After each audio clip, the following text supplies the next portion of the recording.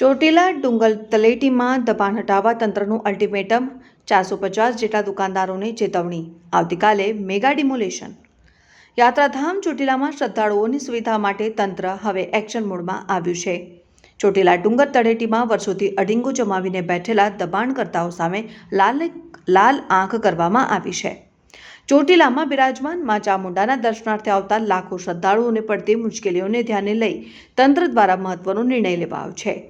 ડુંગર તળેટી જવાના મુખ્ય રસ્તા ઉપર બંને બાજુએ દુકાનદારો દ્વારા પતરાના શેડ અને સ્ટોલ નાખીને મોટા પાયે દબાણ કરવામાં આવ્યું હતું, જેના કારણે 40 ફૂટનો પહોળો રસ્તો સંકોચાઈને માત્ર 20 ફૂટ જેટલો રહી ગયો હતો. તારીખ 9મી જાન્યુઆરી 2026ના રોજ નાયબ કલેક્ટર અને મામલતદાર સહિતની ટીમે પોલીસ પ્રોટેક્શન સાથે સ્થળ ઉપર પહોંચી 400થી 450 જેટલા દુકાનદારોને દબાણ જાતે દૂર કરી દેવા સમજાવટ કરી હતી.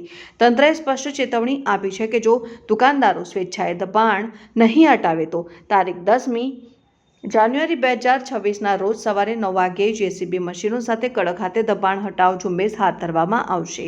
રિપોર્ટર મુકેશ ખક્કર, તન્ના સમાચાર, ચોટીલા.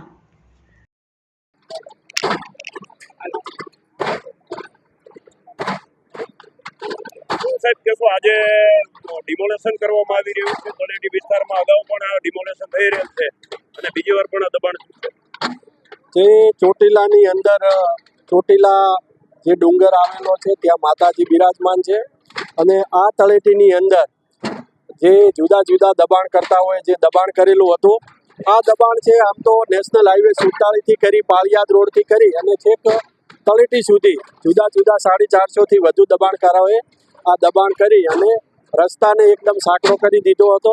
યાત્રિકોને કોઈ તકલીફ ન પડે, શ્રદ્ધાળુઓ સરળતાથી દર્શન કરી શકે, કોઈ ટ્રાફિક જામ ન થાય તેના માટે આ 40 ફૂટનો રસ્તો મૂકવામાં આવેલ હતો. પરંતુ દબાણકારો દ્વારા આડી દિવાલો ઊભી કરી, કોઈ દુકાનો કોમર્શિયલ એક્ટિવિટી કરી અને આ રસ્તાને ફક્ત 15 ફૂટનો કરી નાખ્યો, ક્યાંક 20 ફૂટનો કરી નાખ્યો, જેથી ખૂબ જ અગવડતા પડતી હતી. વારંવાર અમને પણ રજૂઆત મળતી હતી આ બાબતે અને જેને ધ્યાને રાખી અને આજે ગઈકાલે પણ એમને સમજૂત કર્યા હતા, સ્વેચ્છાએ અમુક દબાણો દૂર કર્યા હતા. જે નથી કર્યા એ આજે સવારે અમે 2 જેસીબી અને 1 લોડર સાથે આ દબાણ દૂર કરવાની કામગીરી ચાલુ કરી દીધેલી છે.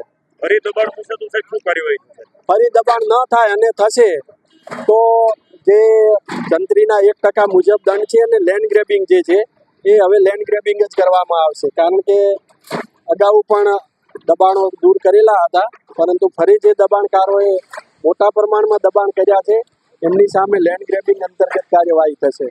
ચોટીલા શહેરની અંદર પણ ઘણા દબાણો છે, એના વિશે ઝુંબેશ ચાલુ છે અને લગભગ મોટી હોટલોનો જે દબાણો હતા એ પણ દૂર કરવાની કામગીરી ચાલુ છે.